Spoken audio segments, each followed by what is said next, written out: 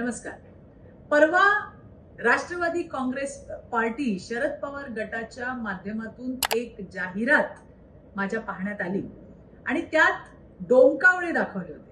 खरं तर आपल्याजवळ 10 खासदार सुद्धा नसताना पंतप्रधान पदाची स्वप्न पाहणारे, त्याच्याबरोबरच एक चिवचिव चिमणी, देशाचा आणि राज्याचा विकास सहन न होणारा, पोटशूळ उठल्यानं कोंडून घेणारा, जबाबदारीची जाणीव नसणारा खोटा डोमकावळा, त्यानं खोटं नरेटिव्ह पसरून सकाळी बांग देणारा एक विठू विठू पोपट सांभाळलाय.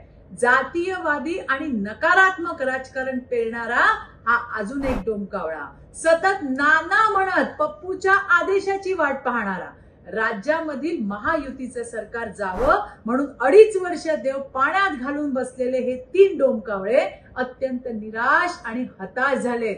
त्याचा हा विकृत चेहरा आणि पाताळ यंत्री उद्धार दुसरं काय?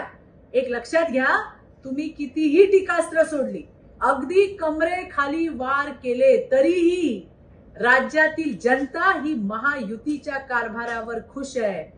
राज्यात पुन्हा हेच महायुतीचं सरकार सत्तेवर येणार आहे. ही काळ्या दगडावरची पांढरी रेघ आहे. त्रागा करत हात चोळत बसण्याशिवाय तुमच्याकडे दुसरं आहे तरी काय? स्मशानातल्या फांद्यावर बसून दिवसभर काव काव काव काव करणारे हे डोमकावळे पाहून जनता तुम्हाला वैतागली आहे, पूर्ण हैराण आहे. महायुतीचा जनहितकारी कारभार पुढील 5 वर्ष असाच सुरू राहणार आहे हे निश्चित आहे. या डोमकावळ्यांची अवस्था तेलही गेलं, तुपही गेलं आणि हाती धुपाटणं आलं अशा पद्धतीची झाली. आणि हो, हे सांगायला कुणा ज्योतिषाची मुळीच गरज नाही बरं का. धन्यवाद. जय हिंद, जय महाराष्ट्र.